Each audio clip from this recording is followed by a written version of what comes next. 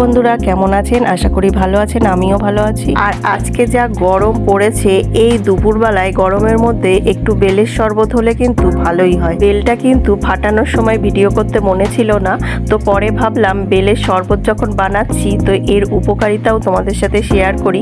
আর এই গরমে কিন্তু আখের গুড় দিয়ে বেলের শরবত খেলে পেটটাও ঠান্ডা থাকবে আর শরীরটাও ভালো হবে। আর যা রোদ পড়েছে, মানুষের তো এনার্জি এমনিই ডাউন হয়ে যাচ্ছে।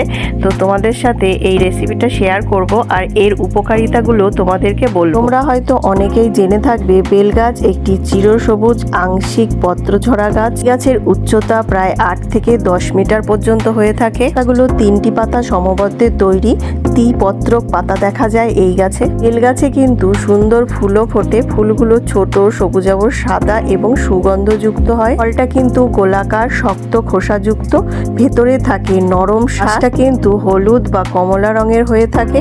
এই শ্বাসটা কিন্তু মিষ্টি খেতে হয়। এর সাথে গল্প করতে করতে দেখো বেলের শ্বাসটাও কিন্তু আমার বের করা হয়ে গেছে। এই পাকা বেল কিন্তু পেটের পক্ষে খুবই উপকারী। পাকা বেল হজম শক্তি বাড়ায়, কোষ্ঠকাঠিন্য দূর করে। কাঁচা বেল বা পাকা বেলের শরবত ডায়রিয়া বা আমাশা নিয়ন্ত্রণ করতে সাহায্য করে। এই গরমকালে বেলের শরবত কিন্তু শরীরকে ঠান্ডা রাখে এবং শরীরের জল শূন্যতা কমায়। এছাড়া বেলে থাকে ভিটামিন সি, অ্যান্টিঅক্সিডেন্ট, যা আমাদের শরীরে নানা রকম পুষ্টি যোগায়। এছাড়া বেল ডায়াবেটিস নিয়ন্ত্রণ করে, লিভার পরিষ্কার করে বা লিভার ভালো রাখতে সাহায্য করে। এছাড়া বেল গাছের কচি পাতা বা কাঁচা বেলও কিন্তু ঔষধিক গুণে ভরপুর। এই প্রচণ্ড গরমে কিন্তু শরীরকে ঠান্ডা রাখতে চাইলে অবশ্যই করে আপনারা বেলের শরবত একবার হলেও খাবেন। শরবত করার জন্য প্রথমে তো বেলের শ্বাসটা বেল থেকে বের করে নিয়েছি। এবার তাতে দিয়েছি আখের গুড়। আর আপনারা কি জানেন, আখের গুড়েরও কিন্তু প্রচুর গুণাগুণ রয়েছে। আখের রস জাল করেই কিন্তু এই আখের গুড়টা তৈরি হয়। আর আখের গুঁড়ো কিন্তু আমাদের শরীরকে ঠান্ডা রাখে, শরীরের ক্লান্তি কমায়। আখের গুড় কিন্তু শরীরের শক্তি যোগায়, হজম শক্তি বাড়ায়। এছাড়া কিন্তু শরীরের রক্ত পরিষ্কার করতেও সাহায্য করে। আর গরম জলের সঙ্গে যদি আদা ফুটিয়ে তাতে একটু আখের গুড় দিয়ে জাল করে যদি সেটা খাওয়া হয়, তাহলে কিন্তু ঠান্ডা লাগা, সর্দি কাশি ভালো হয়। তারা আখের গুড়ে ক্যালসিয়াম বা খনিজ থাকার কারণে হাড় ও দাঁত মজবুত করতে সাহায্য করে। তো চলো, সবই তো বলা হয়ে গেল।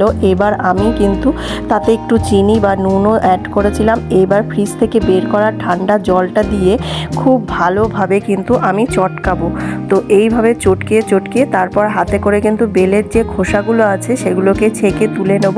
তো সেগুলো মুখে পড়লে ভালো লাগে না, আর এর মধ্যে বীজ থেকে যায়, জন্য ভালোভাবে মিক্স করে হাত দিয়ে কিন্তু আমি সব খোসাগুলো তুলে নিয়েছি। এরপর একটা ছাকনা দিয়ে ছেঁকে নিলাম, কারণ এটা আমার মেয়ে খাবে। আমি কিন্তু আমার জন্য ছাঁকিনি, না ছেঁকে খাওয়াটাই বেশি উপকারী। আর আমার মেয়ে যেহেতু না ছেঁকে খেতে পারে না, ওর জন্য ওকে একটু ছাকনা দিয়ে ছেঁকে দিলাম। আমার মেয়ে খেয়ে বলল কিন্তু বেলের শরবতটা খুব ভালো হয়েছে। তো আজকের ভিডিওটা এই পর্যন্তই। ভিডিওটা ভালো লাগলে লাইক, কমেন্ট, শেয়ার আর সাবস্ক্রাইব করে দেবেন। আমার পাশে থাকবেন। ভিডিওটা দেখার জন্য সকলকে ধন্যবাদ।